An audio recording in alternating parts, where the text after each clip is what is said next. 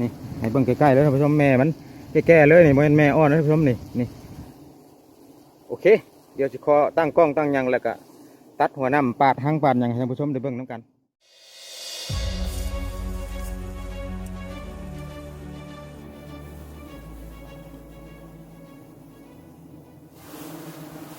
สบายดีท่านผู้ชมสบายดีพานเพิ่งฟังไทยสบายดีพานเพิ่งฟังลาว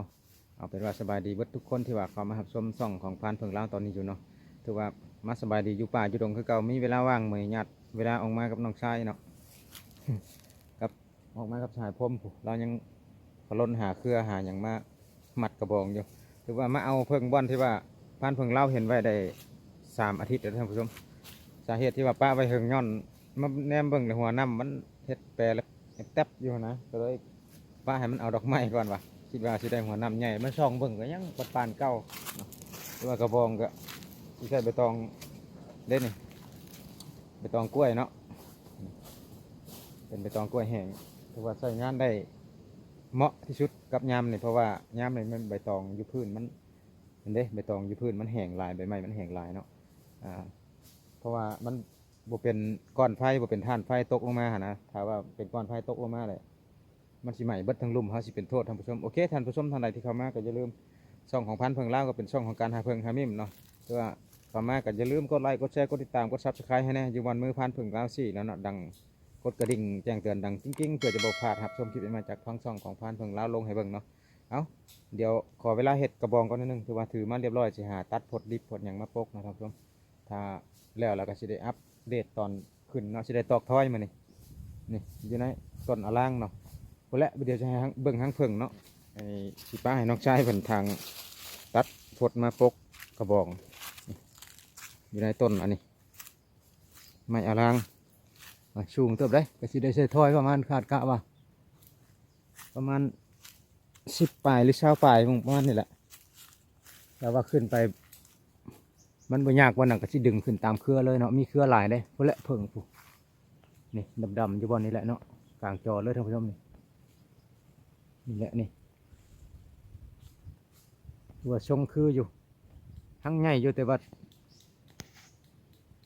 าหัวน้ำมันบ่ต้นท่านผู้ชมมันบ่คือหังที่อื่นที่ว่าพันเพิ่งลามเอาเนาะหักมีหยังก็ย่าได้น้ำได้นางหรือว่าได้บดชองก็ดีเนาะที่ไล่ก็ได้ให้ได้น้ำได้นางคันว่าบ่ได้หยังก็ถือว่ายามัน ขึ้นเอาคลิปเนาะเอาขึ้นเอาความเมื่อยโอเคท่านผู้ชมว่าลายใจห่างมันสีเงา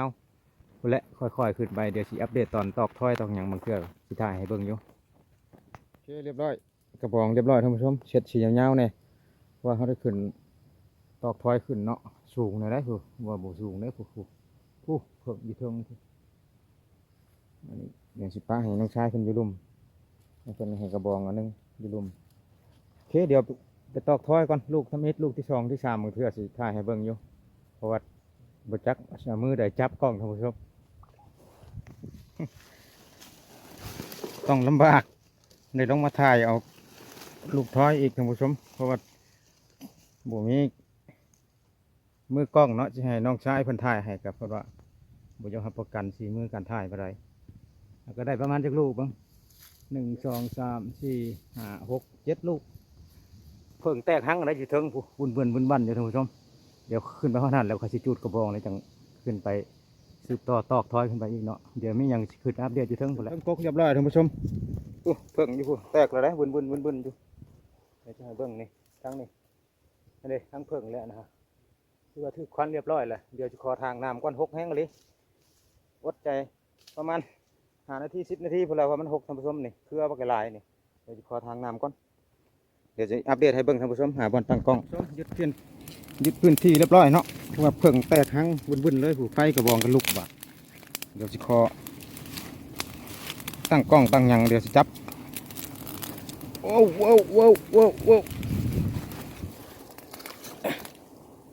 โอ้กระบองลุกแห้งเลยท่านผู้ชมเพิ่งมือเป่าของพานเพิ่งเล่าคือเก่าท่านผู้ชมนี่แต่ว่าคลิปนี้ก็เดี๋ยวจะให้ท่านผู้ชมได้เบิ่งการจับเพิ่งมือเป่าของพานเพิ่งเล่าคือเก่าเนาะบ่ให้โฟกัสที่มือเด้อมือดำโอเคท่านผู้ชมเดี๋ยวจะจับให้ท่านผู้ชมได้เบิ่งเลยนี่เนาะนี่ใกล้ๆเลยนี่อันนี้พฤติกรรมที่ห้ามลอกเลียนแบบน้องนุ่งที่เบิ่งอยู่ห้ามติดตามเด้อท่านผู้ชม เดี๋ยวสิจับให้เบิ่งอีกคือเก่านี่ท่านผู้ชมนี่ให้เบิ่งใกล้ๆเลยท่านผู้ชมแม่มันแก่ๆเลยนี่บ่แม่นแม่อ่อนนะท่านผู้ชมนี่โอเค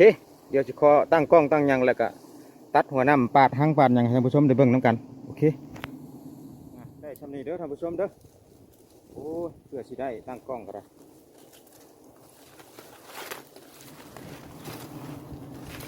หัวน้ำมันก็เดียวจะใช้กว่าบ่ได้หยังท่านผู้ชมบ่ได้อยู่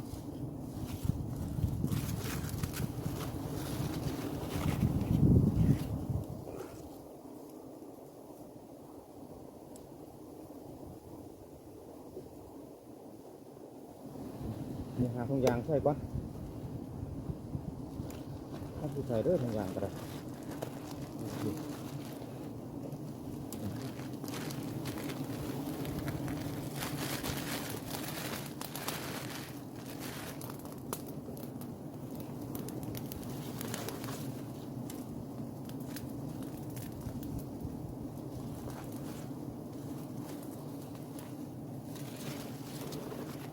โอ้กระบอกพันแท้โอ้พันแห้งท่านผู้ชมไหม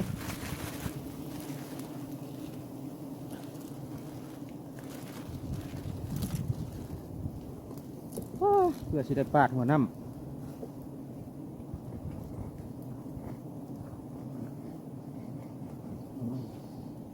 โอ้เกสรรวมนี้เลยเกสรนี่ข้างท่านผู้จักข้างอลีปาดนี่น้อยเดียวหัวน้ำท่านผู้ชมไหม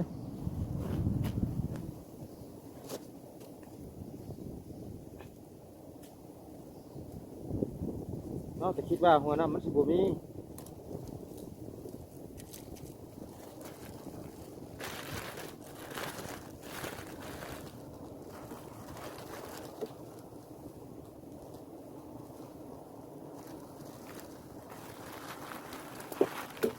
นี่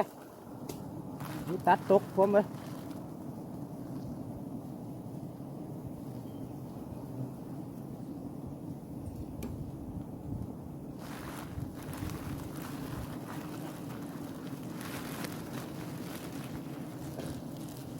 โอ้ยได้บ่ฮอดโลทำท่านผู้ชมคิดว่าบ่ฮอดโลนี่บ่ฮอดโลทำได้นี่จังหวะประมาณ7-8 ขีดนี่ละโอเคเดี๋ยวสิขอเอาปาดนางบันจะได้หัวน้ำเลย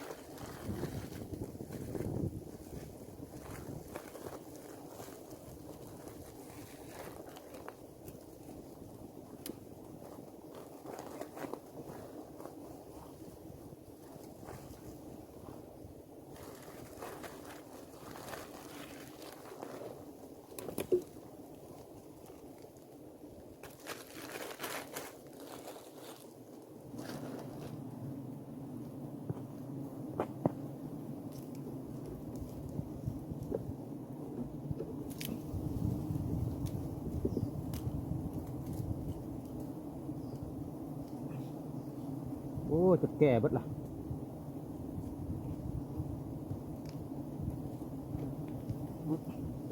ปะไปหึงโพด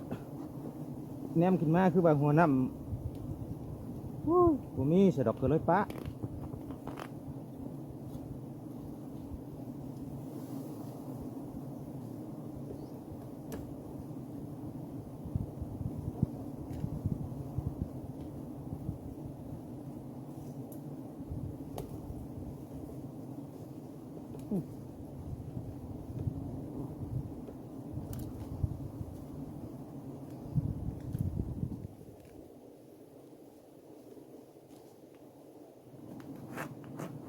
เอาแต่ซองทิพลังหันงามเลย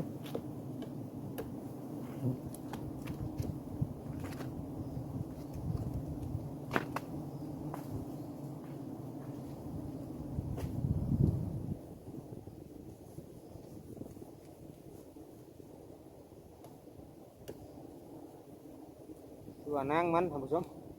ได้โบราณเนาะนี่แก่แน่ละเรื่องละ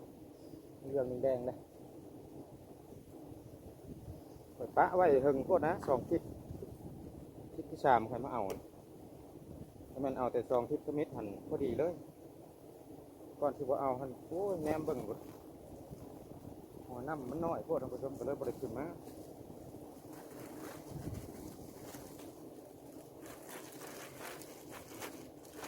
ก็ดีกว่าพอได้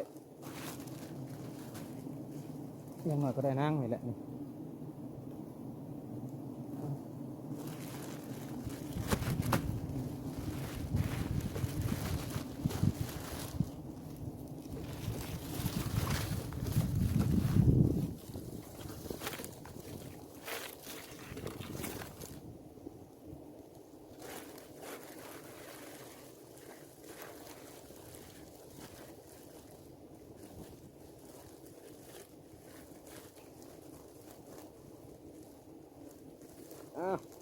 เดี๋ยวจะขอแพ็คใส่ถุงให้ยังก่อน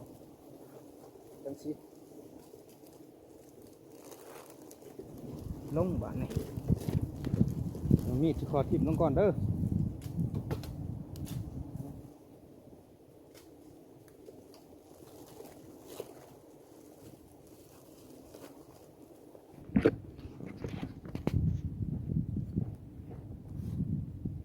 โอเคท่านผู้ชมคือว่าเรียบร้อยเนาะน้ำก็ได้อยู่ประมาณ7-8 ขีดบ่ฮอดโลนี่ละเนาะแล้วก็นั่งก็ได้อยู่ประมาณโลหนึ่งแต่ว่ามันแก่ละถือว่าผิดพลาดทางเทคนิคนิดหนึ่งเพราะว่าพันธุ์เพิ่งลาวปะไว้หึงโพดเนาะเห็นได้ประมาณ3 อาทิตย์เลยท่านผู้ชมเกือบเข้าเดือนเนาะแต่ว่าช่วงเห็นหัวน้ำมันน้อยก็เลยบ่ได้เอาไว้ซะบัดมาเอาแล้วหัวน้ำเกือบมันกินเบิดเลยท่านผู้ชมโอเคถือว่าคลิปนี้ก็ขอบใจท่านผู้ชมที่เข้ามารับชมคลิปตั้งแต่ต้นจนจบนะฝากท่านผู้ชมกดไลค์กดแชร์กดติดตามกด Subscribe กดกระดิ่งแจ้งเตือนบอลมือพันเพิ่งลาว4แหละเนาะดังกิ้งๆเพื่อจะบ่พลาดครับชมคลิปใหม่ๆจากทางช่องของพันเพิ่งลาวลงให้เบิ่งเนาะพบกันใหม่กับพันเพิ่งลาวในคลิปหน้าสำหรับคลิปนี้พันเพิ่งลาวขอกล่าวคำว่าสบายดี